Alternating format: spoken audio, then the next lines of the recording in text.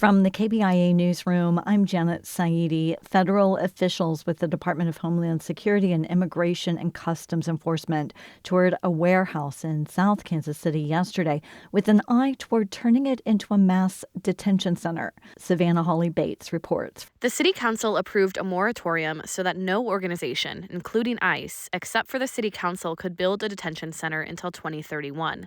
Councilmember Jonathan Duncan represents the 6th District, where the prospective facility is. He says the city will pressure the owners of the building, who are based in Kansas City, to not sell the warehouse. If they want to continue to do business in Kansas City, they need to understand that you are not going to sell out our community for short-term profit. Councilmember Nathan Willett was the only vote against the moratorium. I'm Savannah Hawley-Bates. Missouri's prison population has dropped 18% over the last decade, but deaths behind bars remain a serious concern. In 2024, a record 139 inmates died, 74 from natural causes, 34 for unknown reasons, and 23 in accidents. Missouri Justice Coalition founder M.L. Smith told a House Corrections and Public Institutions Committee hearing Wednesday that the state is neglecting oversight. Many deaths labeled natural involved inmates in their 30s, raising questions about how thoroughly deaths are investigated. Currently, the Department of Corrections does not include inmate deaths in its 14 performance metrics for holding private health providers accountable.